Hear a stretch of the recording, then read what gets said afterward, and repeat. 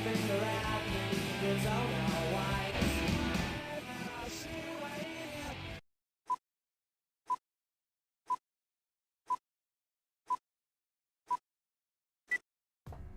Good evening, cats and kittens. This is Shanth Enjeti, and this is Shanth Enjeti Art. I'm here making comics. I'm going to be making trading cards soon of all kinds of cool stuff. I'm also making stickers, so if you are a Patreon member, if you are a patron, you'll be getting stickers mailed to you. I just wanted to say good evening to everybody. We're going to be making comics tonight, and if anybody has any questions or if anybody has any thoughts on the state of the universe, you can let me know in the chat. And that is what's happening. I just finished watching a bunch of YouTube, as a lot of people do today. So I was watching some YouTube and I started thinking, well, what do I want to watch right now? Like, what do I want to see? And then I realized what I wanted to see wasn't on, so I decided to stream. I've spent the last couple of days getting set up for some interesting stuff, and receiving a bunch of really interesting news today, and trying to get this book where I want it to be for the next phase of what Shanth Enjeti Art is going to be going forward, which is to say, I'm branching out from art books. Sorry about the dizzying camera adjustment there. I probably should have thought that out a little bit better before I set it up. But getting ready for whatever the next phase of Shanth Enjeti Art is going to be, which is going to be comics. It's going to be crazy, insane trading cards that are funny and a little bit offensive. No. Funny and a little bit crazy, and much like Garbage Pail Kids cards and that kind of thing that I grew up on. And I'm really excited about it. And as far as the comics go, I couldn't be more thrilled to be doing this finally after a long time away from doing comic book work. It's something I love, it's something I'm into, and I'm hoping all of you guys will be up for supporting it when it goes live on Indiegogo. So keep your eyes peeled for that. I'm going to be doing an email sign-up list, so if you are, stay tuned to this channel, and if you are following me on Instagram, I'll be announcing it there. If you don't follow me on Instagram, it is at Shanth Enjeti Art, and not very hard to find. There's not a lot of Shanth Enjeti, so just copy and paste my name, search it on Instagram, and it should auto-fill in my art site. So again, I hope everybody's having a good evening, and happy Wednesday as I get used to these glasses, and we figure out where we're going to go next. That's the big question of the moment. Where are we going to go next? It's funny, sometimes when I'm talking, I'm feeling a little bit like, or at least I'm remembering, I don't know if I'm feeling like, but I'm remembering listening to the opening bits of Big Trouble in Little China, one of my favorite childhood movies, and thinking about Jack Burton in that movie, and him and the Pork Chop Express coming at you live.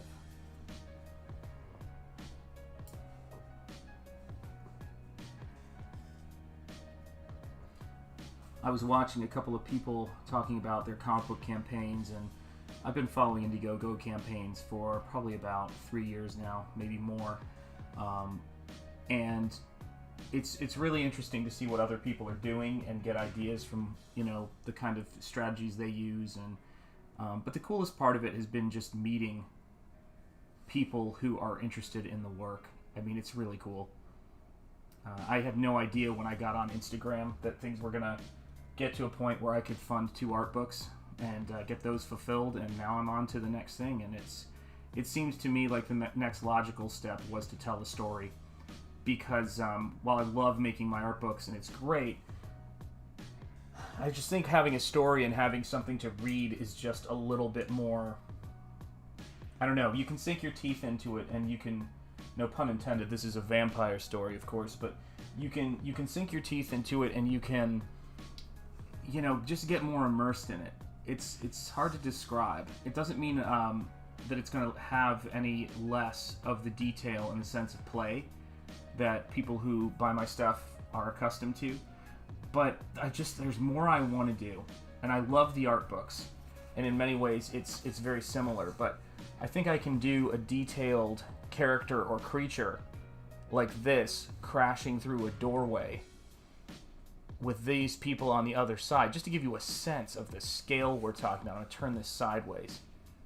And for those of you guys who were watching me the other evening when I was showing this page, it's come a long way. And I like to thank these glasses and my optometrist for that. So here's the sort of entrance to this ritual, and then these are the doors opening up as this gigantic, or as Joseph Campbell would say, prodigious creature is on the threshold of coming in. And when I'm working, my general rule of thumb is, I don't know, I grew up on Todd McFarlane and the Comic Book Greats interviews with Stan Lee, and one of the things that, is always going to be a part of the work that Todd would talk about that just, to me was like this enlightening realization when I was a kid, was that on every single page, every single spread, you're trying to get these people to get excited and get sucked into this comic book that you're drawing, or this story, or this artwork. And I told a friend of mine when I was doing my my art books that the funniest thing is I did everything backwards. So usually when you release an art book, you would have this career where you created all this amazing artwork, and then you take the best of that artwork and you collect it into a volume. So it was kind of like a retrospective. What I did is I imagined my dream art book that I hadn't made yet, and I just illustrated in one, year, 20-something pieces with detail. And then I did the same thing again, I don't even think it was a year between those. So maybe I did it, the next crowdfunding thing, about 6 or 7 months afterwards. And, with COVID and with all this stuff going on, it's been a pretty crazy year. And so there's been, a lot of stuff, the kids at home, going to school, all that kind of thing. And I haven't really had a moment to kind of process all of that. And for me, as a storyteller, and I don't know, so many words have been ruined by pretentiousness, but for me, as somebody who loves comics, loves pulp, loves all that kind of stuff, I'd had a couple of ideas in my head, but when all of the kind of stress of the year started to kind of calm down, and a lot of the Indiegogo campaigns that I backed, the artwork and the books started coming in, I realized that it was the next logical step for my stuff to take. And that's why I'm here right now, and that's why I'm working on this stuff, is because I've always illustrated and enjoyed illustrating comics, and it's been a while since I've, actually I should say it's been a while since I've done one, but more importantly, I've never used this stylistic to do a comic book, but I've illustrated, actually I should say I've done some comic pages, but I've illustrated the equivalent of a comic book a few times over in the last 2 years, and it just sort of dawned on me that it's like why shouldn't I really make a book? And there's going to be all kinds of fun stuff in this. Like I'm interested in this being, I can't express to you how tiny what I'm working on is right now, but it's so small. But it's important because it sets up the sense of scale.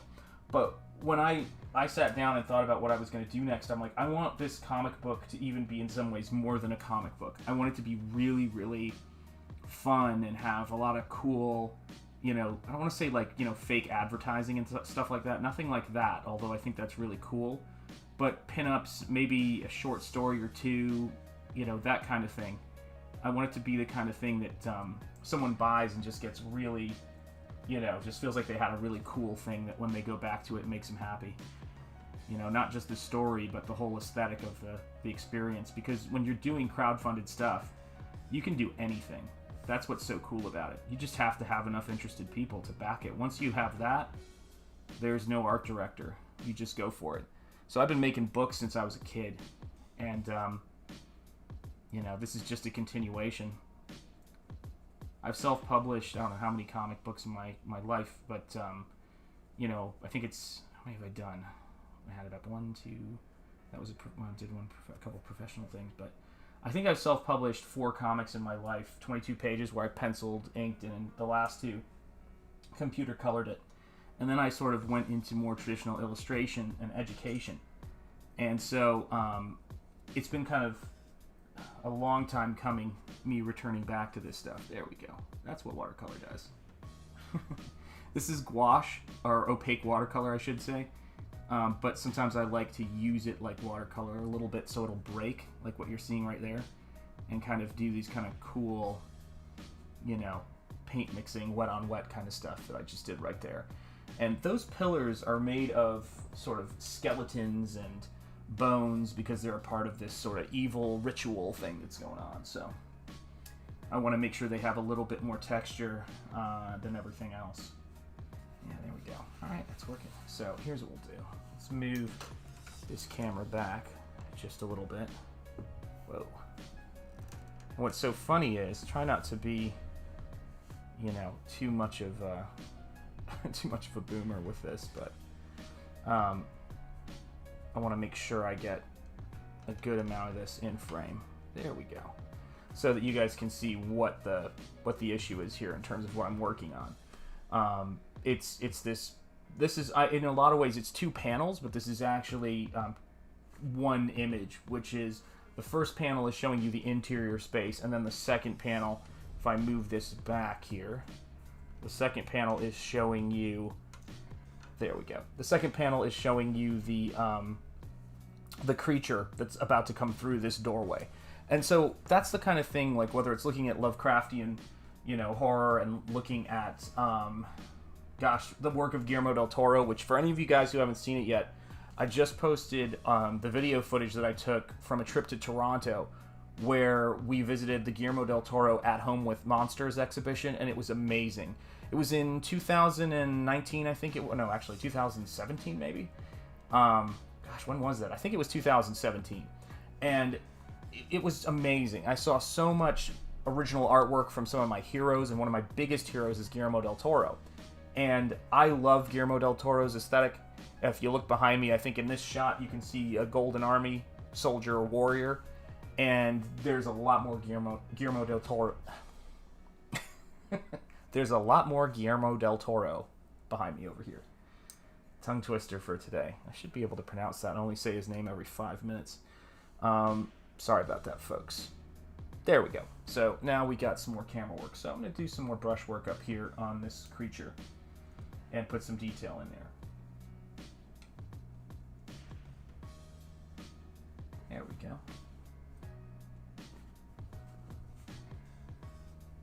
Let's see where we are. Cool. Let's move this in a little bit more. There we go.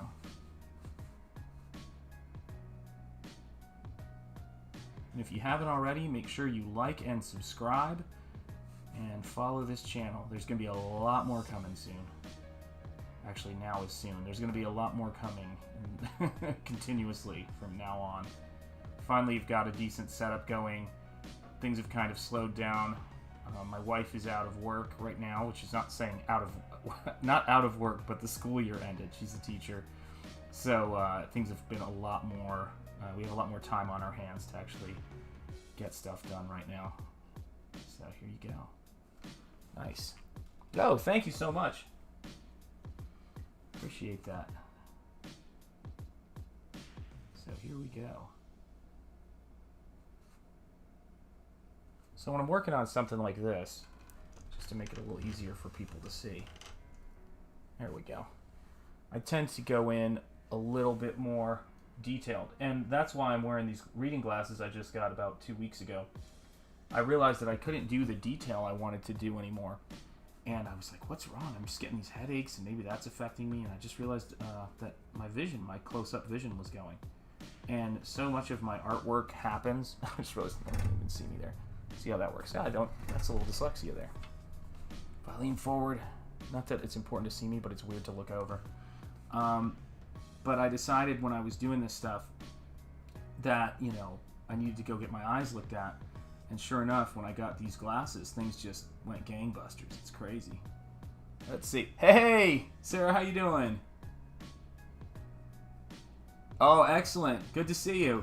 I hope you're having a good day and avoided some of this crazy weather that was going on that we've been having up in the Northeast. It was wild today. Just been running around like a crazy person.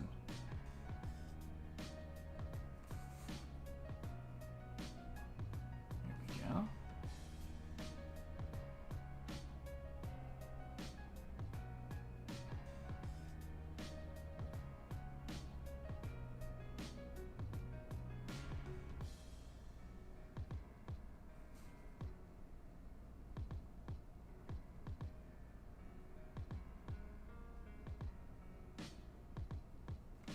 Yes, I just cut a trailer today for this comic book. It's a rough cut. It's not up yet. It's not posted. Sent it out to a few people to get their opinions on it, and then I still already know what I'm going to do with certain things of it. My wife looked at it and goes, "You can't show that much text in that short a time to read. That's horrendous." And I was like, "Yeah, that's a very good point." Always good to have people around you who know a little bit about graphic design and how to make things readable. Oh, nice. Oh, terrific. Thank you, sir. I'll have to go check that out. I was actually just in my email today, and I saw them, so I do know they're there, and I'm going to check them out because, yeah, just a lot of craziness going on. I've just been trying to keep up with it all. But that's awesome. I'm so glad to hear you got some pages going on. Nice. Terrific. Oh, that's great. I cannot wait to see those. That'll be a fun thing to check out at the end of the evening. I'll give you a shout and let you know. So you get a look at them. And hopefully you're having a good summer so far. Oh, that's awesome. Good old Brian. Nice. Oh my God. Yeah, I was looking at some of the stuff he's been posting on Instagram. He's just crushing it. Him and Steen are both crushing it. I love Steen Walsh's work. If anyone doesn't know Steen Walsh on Instagram, just is amazing. And then Brian Stelfree's my mentor, who just taught me a ton about comics and storytelling when I was in college. Just an amazing man. Let's see here. Oh, terrific! Yeah, doing comics is always the right thing to do. I know, seriously. Just an amazing artist. I mean, just some of the stuff that's been coming out. I love the Big Cat stuff. I think that stuff is exceptional. And what can you do? I mean, it's a very lucky thing. I was talking with my studio mate, Nick Janeshek, who's also on Instagram. And anyone not following him, I'm going to let you try to figure out how to spell that. But Nick is doing some pinup artwork lately and some, nude figures. And I was just talking to him about his stuff, and I was like, it's so fun to just sit on the phone, as I often do with him, and have these lengthy art conversations. And sometimes we're just sitting there and we're not talking, we're just painting. You can hear the brush. It's an introvert's method of socializing there. But I just love, I love having artists, brothers like him, and at the end of the day, there's only so much time, and you want to make sure that you're spending it doing the things like this, artwork that you're interested in, and I think that becomes more and more of a huge factor in your life the older that you get. It was always a big deal, but now I kind of realize that it's so important to make sure I'm spending that time. Oh, terrific! Oh, that's great. How's Kane doing? Is Kane meeting with Brian too now? That's awesome. Oh, that's so great. Oh, that's awesome. Terrific. So good to hear you people are hanging out more. That's good. Such a weird time, but a cool time. I don't think there's ever been... Oh, that's great. I don't think there's ever been a more exciting and interesting time to be making independent work. And so much more opportunity to get it out there. But at the same time, there's this steep learning curve of doing it all yourself that's I've always been pretty comfortable with, but I'm certainly getting more comfortable with this aspect of it. That's awesome. Yeah. Brian's the man. Learned a lot from Brian. I learned more about art history from Brian than I think I learned. I think I learned when I was a student. It's just all of the books, and I certainly have learned more since. But all of the books that I've bought or I show students come from that understanding of illustration history, and artists like Mary Blair and people like that, and Ivan Earl kind of came out of my own research.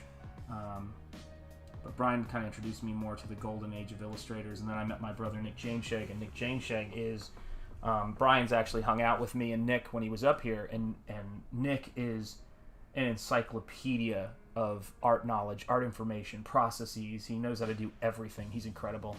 Oh yeah, he's an incredible teacher. It's the people who know how to do it and can explain how to do it are just the best, and that's what you need more than anything else when you're learning how to make artwork. It is so much of it, like there's a certain amount of conversation, but so much of it is doing it, and the way that people talk who do the stuff is so different than the people who intellectualize the stuff. And I think sometimes it's hard for people to spot the difference, but all you have to do is look at people's output and say, oh, are they making artwork? It's like, and Brian makes a ton of artwork, and I make a ton of artwork. Oh, well, yeah, that's very kind of you to say. Very kind of you to say. No, I haven't. You know, honestly, I've been watching a lot of older stuff. I probably will at some point. But I've been watching a lot of older stuff lately and haven't been catching up too much on anything else. I saw, what was the thing I've been watching? I've been watching some stuff again. Like, I was watching The Haunting of Hill House and of Bly Manor, because one of the artists that I'm really fascinated by at this point is the writer and director of the Haunting series on Netflix. And I just think he's amazing. Oh, Perry Mason noirs are great, you know. I'm glad that Perry Mason was able to get out of that typecast situation. But it's just, you know, and move into things like Godzilla and you know, that kind of thing, you know. I'm totally blanking on his name. God. Perry Mason was played by... I can't believe I'm blanking on this. Shoot. It's gone. Oh, that kills me. That whole section of my brain just closed down. You'll get it for me, though. I bet you can find it. This is so wild. I gotta remember what... 'cause I watched the Perry Mason later shows, and so I worked backwards. I didn't see the Perry Mason classic, you know, kind of stuff till way, way later. And it's amazing. And I've heard a lot of people talking about the detective show Columbo as well, which is kind of interesting. There's a lot of old TV that's kind of coming back. Oh, Raymond Burr, that's right. Got it. When you said, when I read blanking, it just came to my head. Oh my gosh. Oh yeah, classic stuff is the way to go. Yeah, when I blank, it's, well, I mean, more and more, I've just been feeling it. Feeling all of the... It's funny, teachers get to the end of the year, and especially my wife's case, and just like completely exhausted. It's one of those things that comes from just the discipline of what we're doing. And then also when I'm getting back into this stuff, I have to go full focus into it. So yeah, the movie, everything I'm watching right now, oh yeah, comp studies are a great thing. You know, everything I'm watching right now is tied directly into my work, because I've been kind of singularly focused on this. So if it doesn't directly inspire something I'm doing here, I feel like this brush point's letting me down here. It's starting to split a little too much. But if it doesn't tie directly into this stuff, I've been kind of I'm not watching it, not by, you know, editing, but just I'm so in a constant state of absorbing information and absorbing material, new material to look at. And you know, outside of looking at things like Evil Dead and looking at Haunting and looking at sort of pulp noir and hammer horror, but all stuff that kind of deals with vampires and werewolves and that kind of stuff. Anything that's kind of a poppy sort of horror, that's what I've been watching. Hey, good to see you. How are you doing? I've got my niece in the chat now. That's good. I'll be seeing you soon. we'll be going over some art stuff soon. I hope you're ready.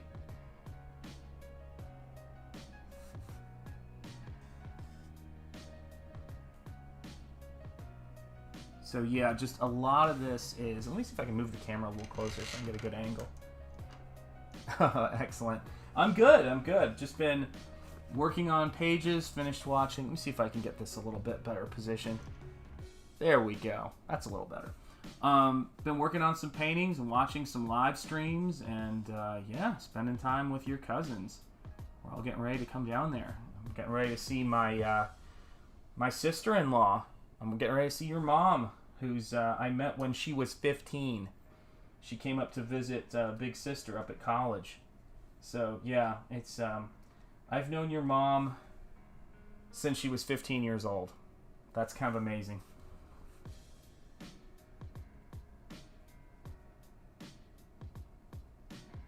And I've known your grandmother for the exact same amount of time. So it's kind of wild. I got to meet everybody very early on. I know, that's right. I remember when your mom and your dad started dating. Think about that for a minute. So I remember when I was introduced to my brother Byron, or as you know him, Dad. And yeah, gosh, we go back, way back. So yeah, it's crazy to think about now. Been on a lot of adventures together. So fun. Looking forward to seeing you guys in Houston. See if I can get this to work here. There we go. Getting those teeth in there. And you know, a lot of this stuff just comes from my love of creature design and my love of special effects artists and monster movies. I think that's something I thought I would really want to do when I was a kid. I think that was... I would watch, like a lot of people, I watched Michael Jackson's Thriller, and they had a making of Thriller that introduced us to sculptor and special effects artist Rick Baker. And so a lot of kids my generation saw that and were like, I want to grow up and either be, you know, a pop star or a special effects artist. And I was obviously more of a special effects artist type and not a dancer, unlike my daughter, who is more of a dancer. So this brush, I think, has finally hit the wall in terms of holding a point. Excellent. Yes, absolutely, I will. Yeah, Rick Baker's incredible. My studio mate just bought the Art of Rick Baker books not too long ago when they came out, and the 2-volume books, they're enormous. And, you know, it's just, that's the stuff, the practical effects of Rob Bottin and Rick Baker drive a lot of the stuff. I mean, oh, that's way better. That's what I need. I need a better brush with a better point. For the kind of stuff I do, when it gets to be this scale, you really do need a more precise brush. I mean, that's just a huge part of it. Oh, I know. I hope it's done by the time we get there, too. Oh, thank you. I appreciate that, Alex. Yeah, I mean, for me, when I think about, you know, coming to visit you guys, if the pool isn't done, I know you guys are excited to show us the pool, and that would be awesome, but the main thing is to get to go out there and spend time with family. That's the best reason. I'm really looking forward to it. You know, really looking forward to it.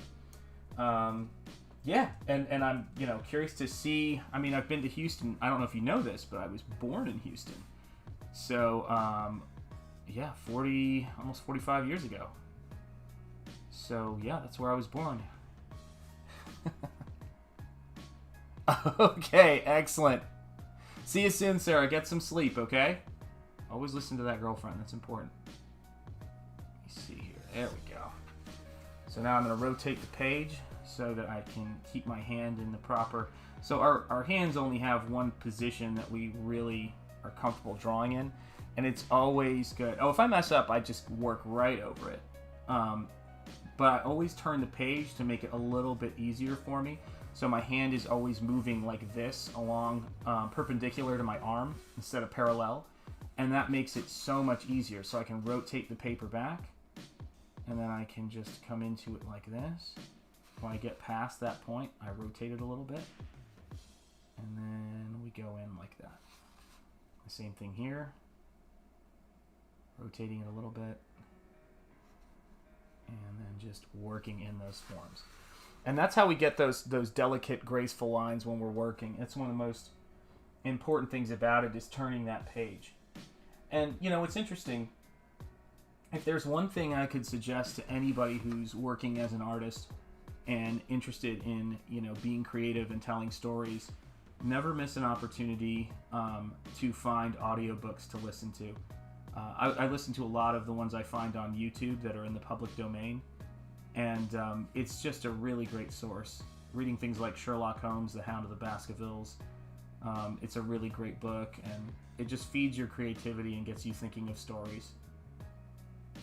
And I think that I missed out on reading. I wasn't very fast at it when I was a kid. And so I'm kind of getting back and trying out these things as I get older. I'm trying to learn American Sign Language enough to be able to just say a couple of simple things. I've got a violin lesson tomorrow. I'm learning the violin. All that stuff is really important. And it's a part of, I'd like to say it's a part of just being a creative person, but to be perfectly honest, I think it's a part of being alive. You have a finite amount of time to do things, and it's so much fun to me to try learning new skills, you know. And it's oh, excellent, cool. Oh, the kids will love that. Well, they're just excited to see you guys, so that's gonna be awesome. Oh, cool. What's that about? Yeah, everybody is such a good reader. That's fantastic. Yeah, I've really learned, your Aunt Lauren has really taught me a lot about just the joy of reading. She's such an amazing reader and loves books, and really has enriched my life having her in it. She brings a lot to the table in terms of things I've been exposed to as far as work and travel and, you know, certainly different kinds of foods. Excellent. Oh, terrific. Yeah, oh, that's so great. Yeah, that's everything. Learning is the best. There we go.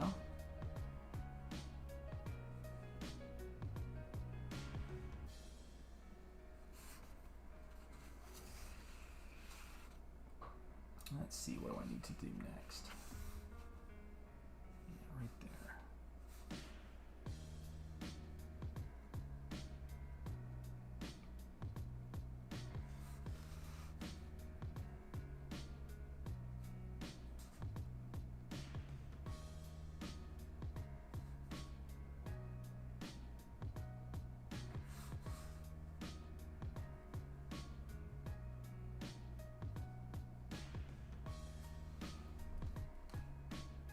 Oh my gosh. Oh, that's crazy. That's awesome. So it's like a mystery. Oh, that's so great. Yeah, I love those kinds of stories where you're trying to figure out what's going on. Hence why I love Sherlock Holmes. Well, that's pretty far according to me. That's awesome. I'm a very, very slow reader. I'm getting faster at it, but it's taken a lot of practice. So here we go. So let's take a look and see what we've got here for this monster. Oh, that's so great. You'll love Sherlock Holmes, and when you get a chance to check it out if you haven't yet. I love Sherlock Holmes, and I love Arthur Conan Doyle as my favorite author. So there we go. We're starting to get some bigger stuff in here. There we are. Terrific. And so now I've got, you know, a bigger page underneath this page. And this one I've been working on for a little while.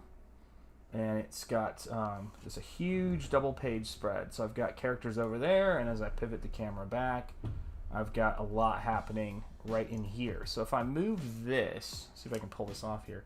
If I move this like that, because I want to make sure you guys can see where I'm working, I can show you some of the brush work I'm going to do to make these kind of ethereal, crazy forms come to life. So here we go.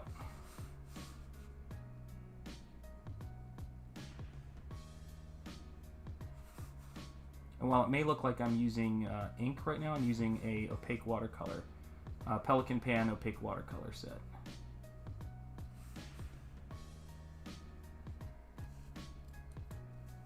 There we go.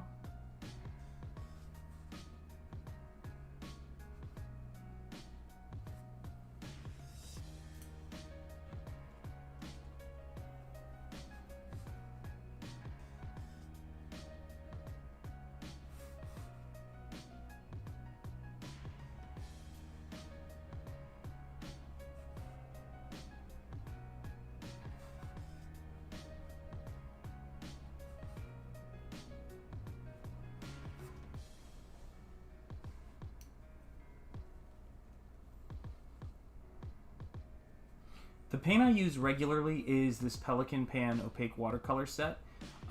It comes as 24 colors, and it's sort of like what you think of as a watercolor set. It's these little round, like circular dried pigment pancakes, and then I use a tube of white gouache, and that does everything you see here. There's no other paints that I use outside of those.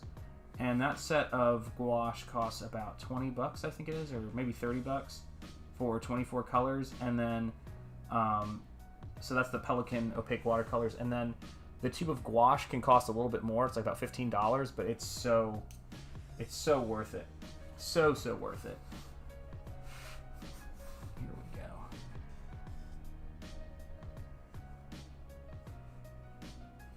There we go.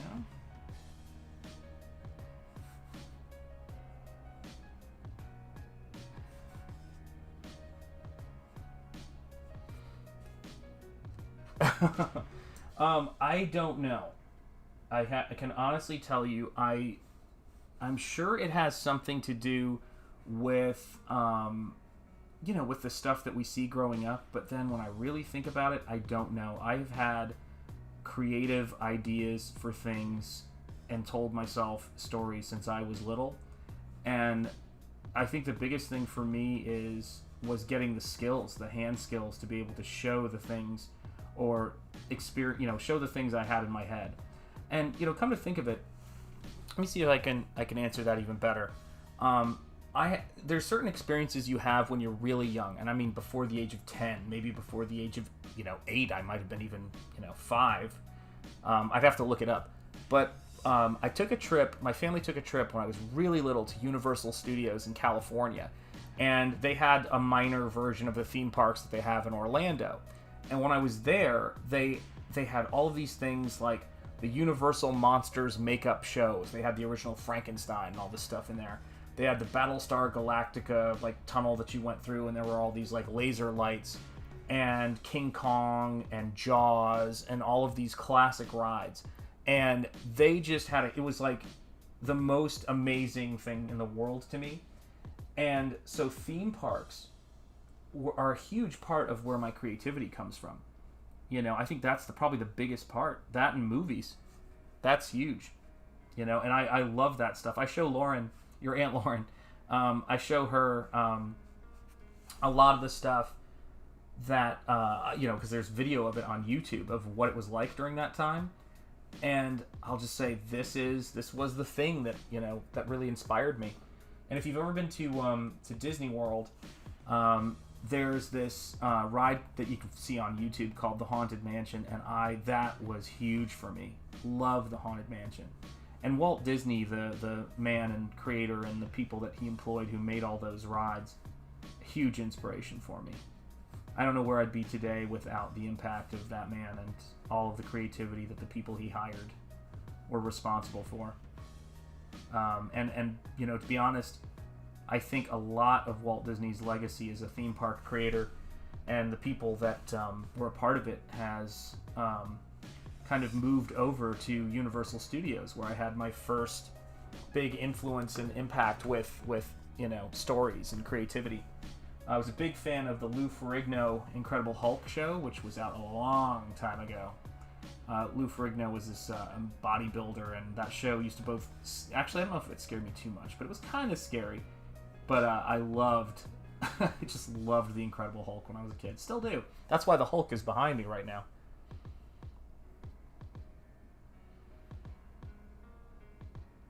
Oh, yes, that's right. Yeah, well, I will tell you this. That would be a really fun thing for us to do at some point. Is to meet up there at Universal Studios. Because, my kids want to definitely see the Harry Potter space in Universal, and see if I can figure out how to get that line a little thinner. But they definitely want to see that, and I want to see the King Kong ride that's down there, and the Universal Park, and the Nintendo World, and all the awesome stuff they're building.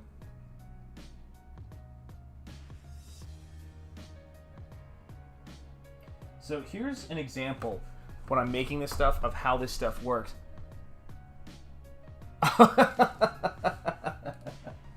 The is the Incredible Hulk show? Yeah, that's a show, isn't it? Yeah, oh boy, yeah. What'd you make of it when you saw it? I bet you thought it was pretty crazy, but this is me experimenting right now with an idea. This is so if you've ever looked at clouds, it's sort of the way that I look at lines. You can sort of see things in there, and I've been having. If you look at this piece, you'll see there's a lot of squiggle lines, and when you look down here, it looks like there's some kind of like eel or serpent going around. And one of my absolute favorite animals in the world is the moray eel. So I'm going to put a moray eel into this. Oh, really? Yeah. Harry Potter is... I haven't read it either because I'm a terribly slow reader. But my wife and kids have. And, I just think the world is incredible what, they've been able to do down there and what, they've done in those movies and everything like that. It's just incredible. And it's one of the best theme park worlds I think that's ever been made. That's the thing that's crazy about it. And so, yeah, I love immersive theme parks, and the people who worked on the sets really brought J.K. Rowling's vision to life, and it's just incredible stuff. Oh, yeah, I know, they're huge. They're huge. I have family from India and who had came to this country to go to those theme parks because they were such huge Harry Potter fans. People come from all over the world to see that stuff. But it's similar to what's going on. Let me move this in so I don't get in my own way. There we go. Sometimes I'll move the camera in such a way that I can't see what I'm doing. So kind of one of those things. But yeah, the people will travel from all over the world to see some of those theme parks, and of course now those theme parks are all over the world. I believe there's a Harry Potter world in Universal Japan right now. So it's amazing how that stuff works. I'm also a huge fan of monster movies like Godzilla movies and King Kong movies. So that's another influence I have in my stuff. Love that. Love the classic monsters. Meg's Doodles. All right, I'm just reading the name there, and I'm going, all right, I'm waiting for it to see if you got any thoughts on the Incredible Hulk when you saw it as a kid. Let me know. Oh yeah, absolutely. Yeah, the new ones are fun. Yeah, I love those.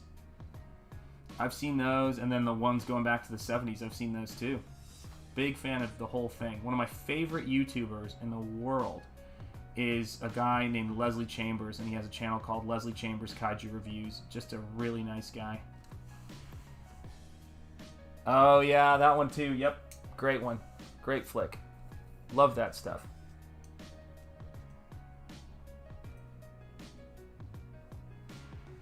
So here we go. That's right. Yeah, when they were fighting, it was so funny. I heard so many people talking about who they wanted to win, and I thought, they're probably going to end up joining forces, which they did. But it's so cool. I loved it. I love that kind of stuff. So now I'm kind of putting this moray eel-like creature. That's right. I totally understand. Oh yeah. Well, it's stuck with a lot of us. I think you aren't alone. We were just kind of like, oh my goodness. Yeah, that's intense. That's intense. A lot of that old stuff is so funny to watch now because it's just it's got a totally different feel. I'm now watching stuff from pretty much every decade I've been alive, and yeah, it amazes me. I gotta get some good moray eel reference here. Let's see what I can come up with. I mean, it's not going to be exactly a moray eel, but right there you can see where I've got the eye working in there, and I'm going to move all the way through. Oh, absolutely. Yep. Absolutely. Just realizing I probably don't want to have my phone.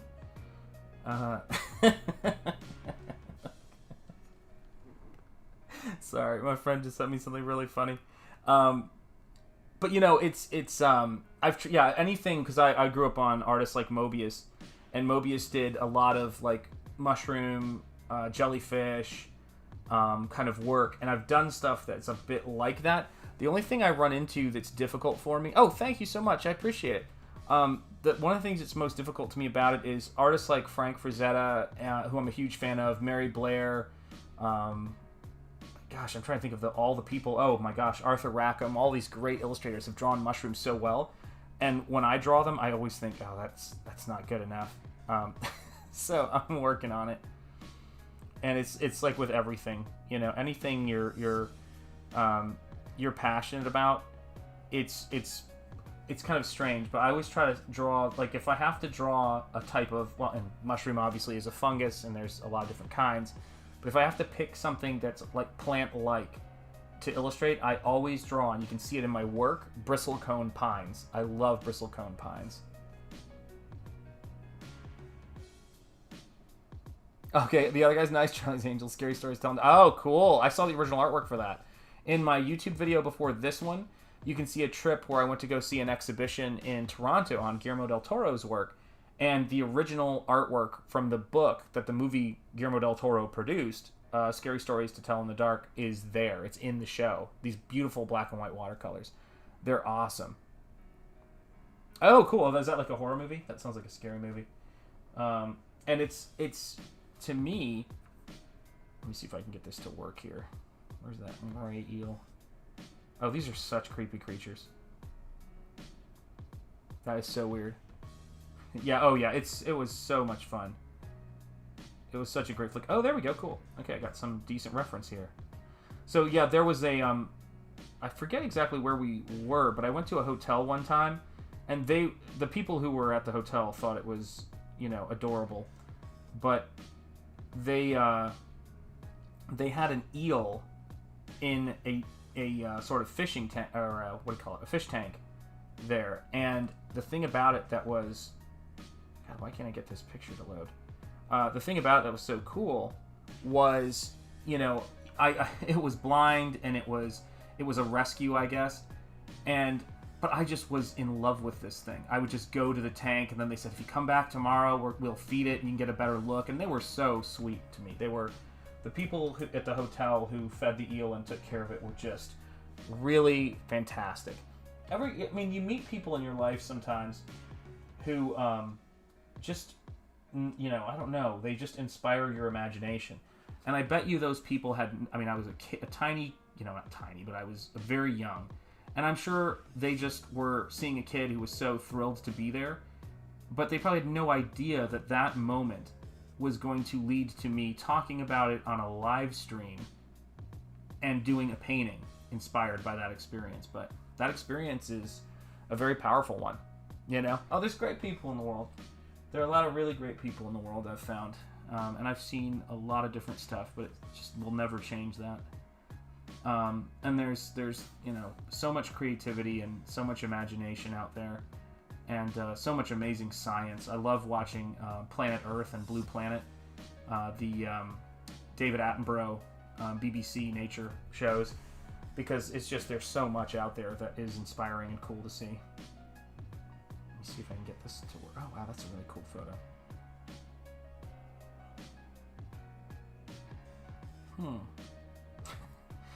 This is the thought process of when I'm doing this stuff. It's just looking and looking and looking to see if I can find reference that's going to, you know, get me to figure something out for my work. So let me see what I've got happening here. Let's do a little eye right in there. That is super tiny. Let's see here.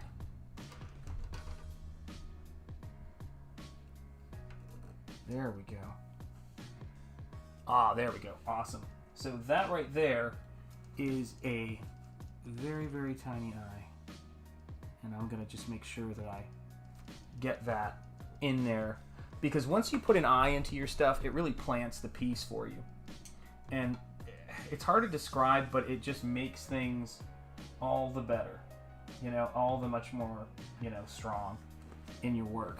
And it's just doing little things like having a color wash right there. And then if I want to make this eye a little bit more round, I can go and work in right there. It started out with me seeing a shape in the paper, but then it always has that potential to evolve into something a little bit more structured and a little bit more believable, a little bit more natural. And so here we go. I'm going to go in there, and I'm going to work right above right below. Gonna work around to the other side.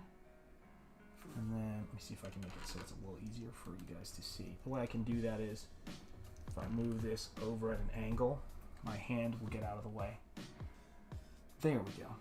And now I can take this and go right up there, right around there, right around there. And now we're starting to really get that eye where we want it to be. And that's the fun part of it for me, is these things, anything I draw, anything I illustrate, it's very real to me in terms of the aesthetic of it, and also in terms of, I think about myself going on a theme park ride or going through a haunted house, and I'm one of those people that even when I know something is fake, when I'm going on an amusement park ride or, you know, going through a haunted house or a maze or something cool like that, I'm all ready to believe it. I'm ready to just go into that world and be taken away, you know, on that adventure. So here we go. Getting a little bit more texture.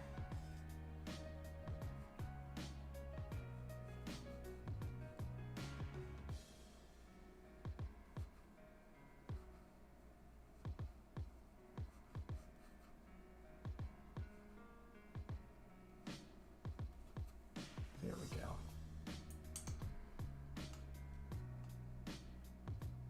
Now I'm thinking that this creature is going to be very much in the same aesthetic and the same feel as the one you were just seeing coming through the door, because that's the world I'm creating.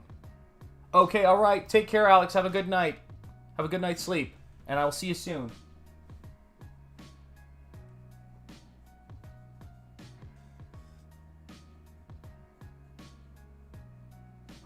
So here we go. Gonna go in here on the pupil, and I'm gonna do a little bit of cleanup and contrast. I want that to be brighter, so I mixed in a little bit of white gouache, and there we go. And now it's starting to work. It's starting to have a little bit more character to it. So now I'm gonna grab a little bit of that green right there, and let's see here. Which one of these is my new brush now? Did I grab my old brush again? I can't tell.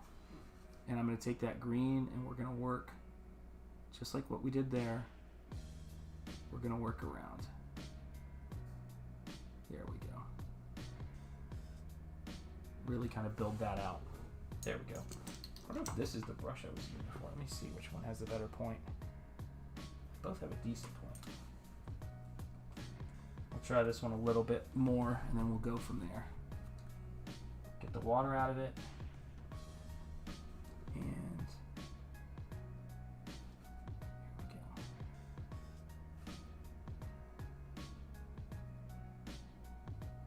There we are. So right now already with this face, we've got a level of detail and a level of depth. And now I'm just going to treat this like these are fins, but going in sort of the opposite direction we might typically think of them as going, because it's just going to make this otherworldly feel all the more strong. And so I'm going to go in, and so when people buy this comic book, you know, anything that happens at Shanth Enjeti Art, or anything that my wife and I, you know, are putting out there, and she handles kind of, I handle the artwork, the book design, and all of that stuff, and she helps me with the shipping and the logistics.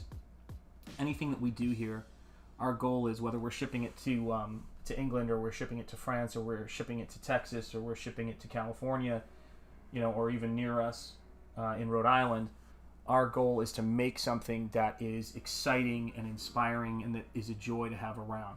So if you like old-fashioned sort of, you know, horror movies and comics and, you know, like the Universal monsters and Disney's Haunted Mansion and, you know, all of that kind of stuff, all of those kinds of movies and 80s special effects movies with werewolves and vampires, this is for you. You're going to love this. And if you like cool comics too, for that matter, if you like art.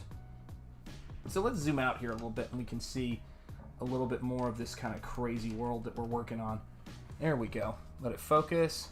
And there we have it. So if you haven't hit like or subscribed yet, please do. We got to get to 1,000 at some point, sooner or later here. And we're almost to the halfway point there. We're almost to, I think we're almost to 500 subs. So once we get there, we'll have to do something fun. We'll have to have a party or something. And but until we do, until we get to 1,000, there's limits on what I can do. I have all sorts of more fun when we get there. That's when the community stuff gets to happen. So that's going to be a ton of fun. Really looking forward to that. I should do another pitch for that on my Instagram, because I have way more people following me on Instagram, and I should probably get some of them over here to YouTube who haven't come over already. So there we go. Ah, that's coming around great here. There we go. And this will be launching as a comic on Indiegogo. I'm going to be setting up a mailing list for people who are interested in being signing up early. Everybody who signs up early and then goes and backs the book is going to get a free ink head sketch on a 4x6 postcard. So if, you know, when we get to that point, if 400 people sign up for the email list and then go on to back the book, then I'm just going to have to do 400 free sketches. That's just the way it is. I did 90 for my last art book, and it'll be something like that for this one. So we will see how it goes. So just make sure you're subscribed, you like this video, and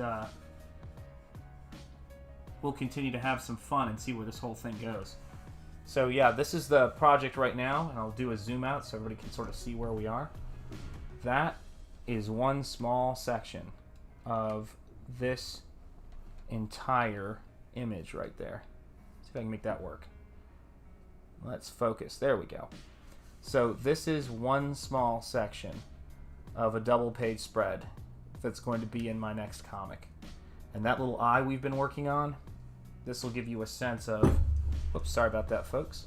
This will give you a sense of the scope of what we're doing on this project. It is going to be massive and a ton of fun. So there we go. Let me see if I can get this back in focus. There we go. All right. So now I'm going to try to go and just finish this little section right in here to get that to tie in a little bit more.